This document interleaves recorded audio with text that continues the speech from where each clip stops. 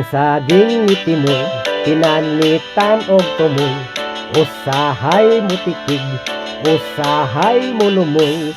Ang saging itimoy, sa unggoy gilamoy, ang saging nagtuhoy, murag siya koy. Paro-parong bukid, ang buktot na tulid, kay siya naligsan sa autong way ligid. Ang auto midagan, dolhog sa bakilid, ang auto na bangga, ang buktot na dagma. May pista, may dakong kumbira, ang mga bisita nagsigig apura. Kay gigutom na sila, bisag hilaw halabira busa.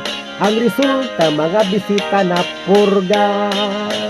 Si nanay nag-utan nang nga tinunuan, iyang gisubakan sa buwad nga tamban.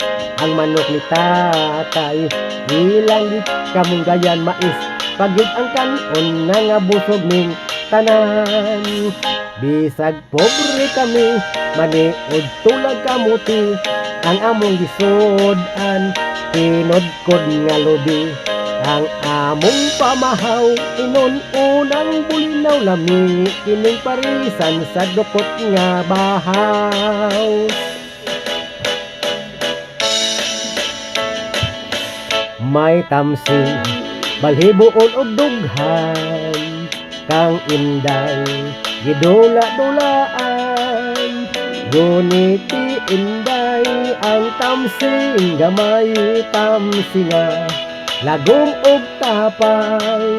Nagyango-yango pa si nanay, naglingo-lingo na si tatay, kay kuno sarilo man sahay, di na makalahutay.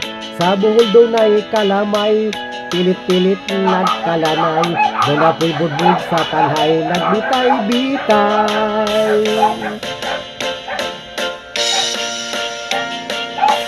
Si Inting butikol, bus loton og kurol, dito siya mamasol sa dagat sa Sikihor. Maisda nga bantol, di kubit sa pasol, pag biragitangag sa iro nga tibol. Nanumbag ang bapol, namatid ang bakol, ang upaw gidribol, murag bulas basketball. May gwapa nga buta, may bungin ang katawan, nakuhang artista ang libat og mata. Di kuha nga extra, di pa ka ons buaya.